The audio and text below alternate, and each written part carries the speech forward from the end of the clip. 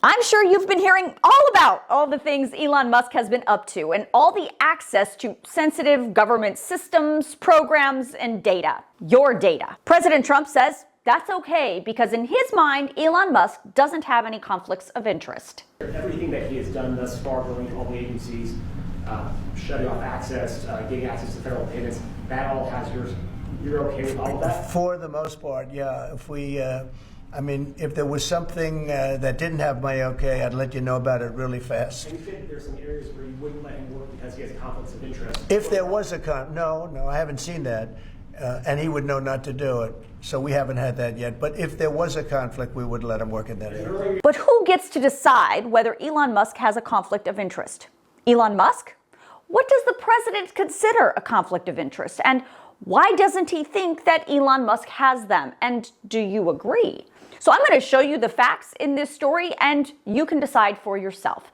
Now, before I really get into this story, I want to thank my paid Substack subscribers for voting for this story as the bonus this week. If you want to vote on next week's bonus story, make sure you become a paid subscriber. There's lots of other perks as well. And if you don't want to become a paid subscriber, I highly suggest you become a free subscriber so you can have access to all kinds of other news that I don't get to report here. All right, so let me explain the basics. For the last few days, Elon Musk and his team at Doge have had access to the Treasury Department's payment systems, the Medicare and Medicaid payment systems, and he's even said that his team has plugged in and is making rapid safety upgrades to the FAA's air traffic control systems.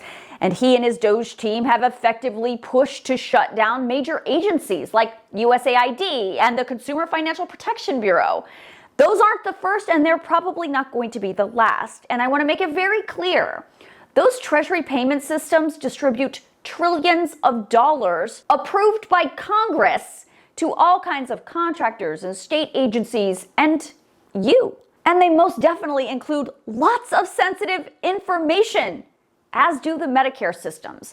He's been at this now for weeks. So now let me define what conflict of interest is. According to the law, all government employees, specifically in the executive branch or any independent agency of the United States, to include any special government employees, are subject to the criminal conflict of interest statute. That law, 18 U.S.C. 208, prohibits government employees from participating personally and substantially in official matters where they have a financial interest. In addition to their own interests, those of their spouse, minor child, general partner, and certain other persons and organizations attributed to them also count as conflicts of interest. This law says those conflicts of interest can be anything from stocks you own to investments you have or companies you own or companies you used to work for, and the list goes on and on.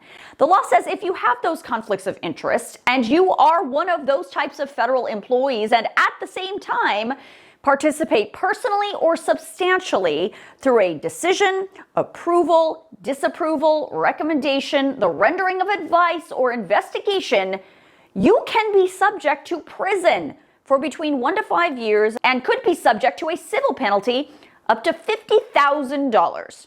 So that's the law. Now, let's talk about Elon Musk's government status. We know President Trump signed an executive order on his first day in office, creating the Department of Government Efficiency, and he placed that office within the executive branch. So clearly, Doge and those who work for it would fall into this conflict of interest statute. The White House confirmed this week that Elon Musk is what is called a special government employee. Now, the conflict of interest law exempts special government employees from penalties, but only if that special government employee files a financial disclosure report. The law says that report must be reviewed by the person appointing the special government employee, and that person has the right to determine whether the services of the special government employee are so great that they outweigh any potential for a conflict created by that person's financial interest. Now, we don't know if Elon Musk has filed any kind of financial disclosure form, but President Trump clearly thinks that Musk's service to the country and what he's doing is way more important than any potential conflict of interest that Elon Musk may have, at least right now. And I'm going to show you what Elon Musk's potential conflicts of interest may be in a second, but first I also want to make it clear that the White House confirmed, yep, Elon Musk and his Doge team had access and have access to lots of different systems. But it's not what you think. And frankly, this is what you voted for. Because President Trump was elected with a mandate from the American people to make this government more efficient. He campaigned across this country with Elon Musk, vowing that Elon was going to head up the Department of Government Efficiency, and the two of them, with a great team around them, were going to look at the receipts of this federal government and ensure it's accountable to American taxpayers. That's all that is happening here. It sounds like something that they're most concerned about is Doge engineers with access to Treasury systems. Can you clarify? Do the Doge engineers have read-only access in these systems, so they are not allowed to write new code? No. They are not. Okay. Okay, so he and his team have read-only access. Read-only access still allows the Doge team to look at all your Social Security payments and how much you got on your tax return, and can also look at sensitive financial data from Elon Musk's competitors. Now, both the president and Elon Musk claim that by having this type of access to these government systems, they found all kinds of troubling payments. And President Trump said some kind of report would be issued on all of this at the appropriate time. Obviously, we have not seen that report yet. So now, let's follow the money.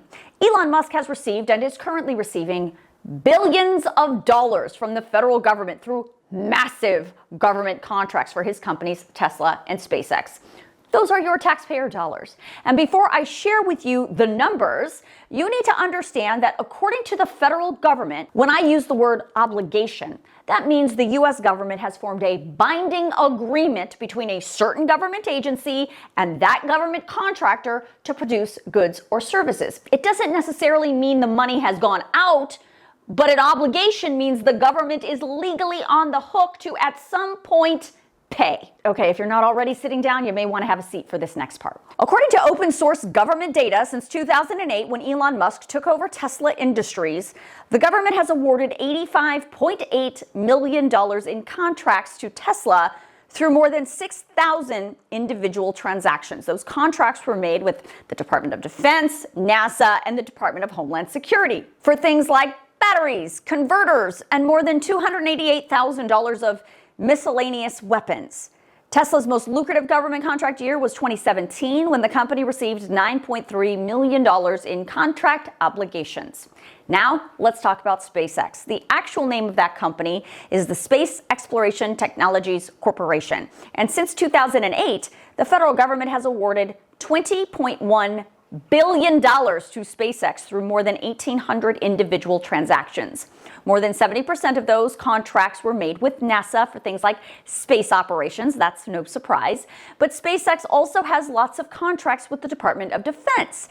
There are also contracts with the Departments of Commerce, Veterans Affairs, and Interior for things like safety, security and mission services, exploration, IT and telecom, and R&D. Research and development.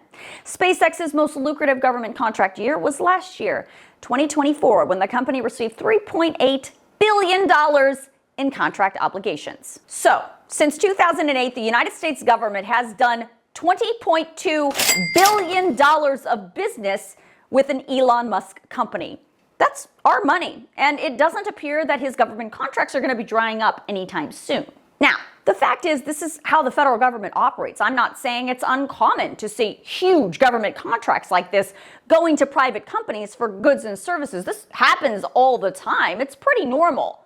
But what's not normal is for the head of the company on the receiving end of those contracts to also have access to the Treasury Department's payment systems and the sensitive data of his competitors and you. So I'm going to leave you with two questions that I just want you to think about today. And let me be clear, I am taking no position on either of these things.